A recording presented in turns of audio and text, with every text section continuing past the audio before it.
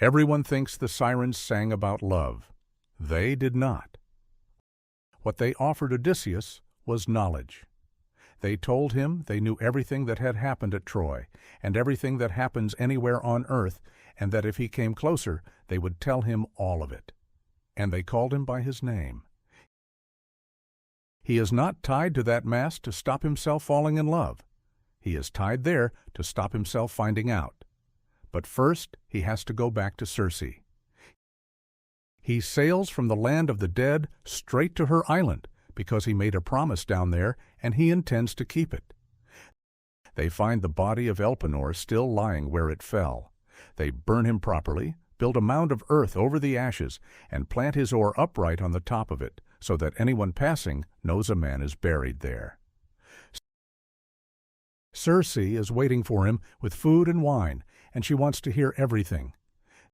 Then she takes him aside, alone, and tells him what is coming. First you will pass the Sirens, she says. Any man who hears them never sees his home again. His wife will not come running to meet him. His children will never climb on him. He simply stops and stays, and dies where he sits. They sit in a green meadow by the water, and around them is a heap of bones, with the skin still shriveling on it.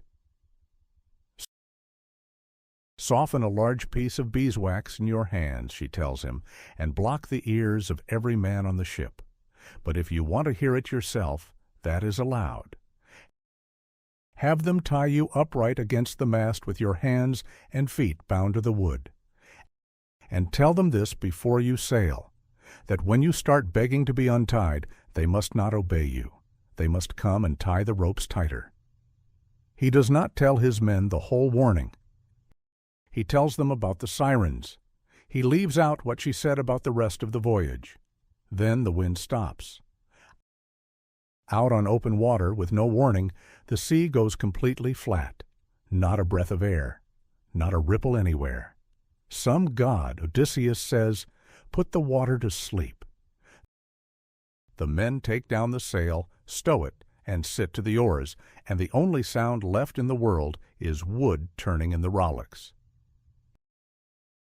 He cuts a large round of beeswax into small pieces with his sword and works each piece in his hands until the sun and the heat of his palms make it soft. Then he goes down the ship and seals the ears of every man on board. And they tie him to the mast, hands and feet standing upright, facing forward. Then they sit down and row. They are close enough for a shout to carry when the two figures on the island notice the ship, and they start to sing.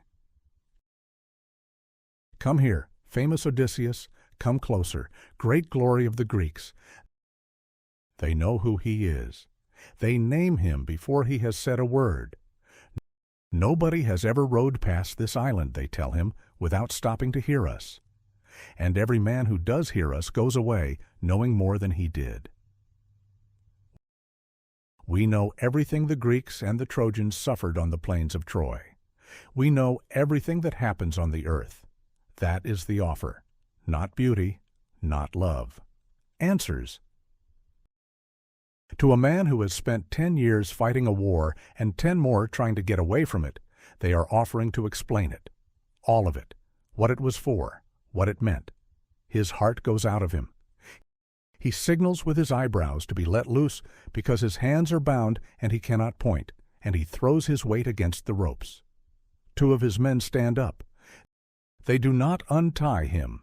They walk over with more rope and tie him tighter to the wood and go back to their benches and keep rowing. Nobody on that ship can hear a sound. 40 men rowing in silence past an island where the only man who can hear anything is screaming to be released. Then the island falls behind them, and the voices go out of range, and the men take the wax out of their ears and untie him. Here is the strange part. The poem never says what they look like. Not one word about their faces, their bodies, their wings, or their tails. Homer describes the meadow. He describes the bones. He tells you exactly what they said. He does not describe them at all. The bird bodies with women's heads come from Greek-painted pottery, made long after the poem. The fishtails come from medieval Europe, well over 1,000 years later, when the word for these creatures got tangled up with the word for a mermaid. In the original story, they are two voices on a rock, and that is all anyone has ever told. Odysseus is the only man in the world who heard that song and lived, and he never repeats a word of what came after the offer. He tells you they promised him everything that happens on earth. He does not tell you what they actually said next. Next, the passage he has to make with only two choices, where one of them kills 6 of his men, and he already knows which 6 he is going to lose.